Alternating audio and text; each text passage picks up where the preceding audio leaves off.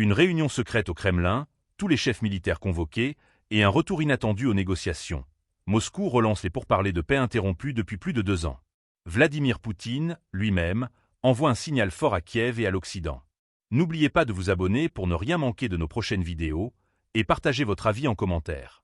Un retour à la table des négociations est-il encore crédible après tant de sang versé? Istanbul, symbole d'un dialogue avorté en 2022, redevient le théâtre d'une tentative diplomatique majeure. Cette fois, la Russie ne parle pas de nouvelle phase, mais bien de reprise.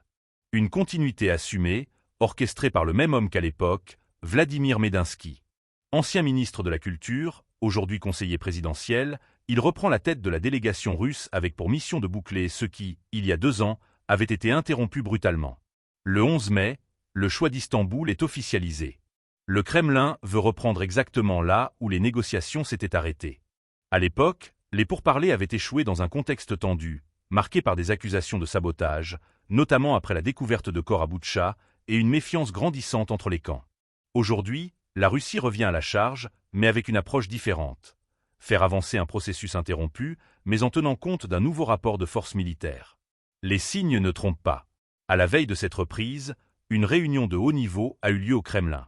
Outre les diplomates, Vladimir Poutine y a convoqué l'ensemble de son état-major stratégique. Autour de la table, Sergueï Lavrov, ministre des Affaires étrangères, Andrei Belousov, nouveau ministre de la Défense, mais aussi le très influent Alexandre Bortnikov, patron du FSB, ainsi que Sergueï Shoïgu, Valery Gerasimov, Viktor Zolotov et les commandants des principaux groupements tactiques russes.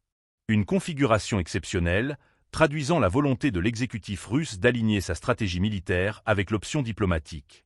Dans les faits, cette reprise des négociations n'a rien d'improvisé. Elle intervient dans un contexte où Moscou semble avoir repris l'initiative sur le terrain, notamment dans le Donbass. Le Kremlin souhaite capitaliser sur cette dynamique pour revenir à la table avec des cartes plus solides.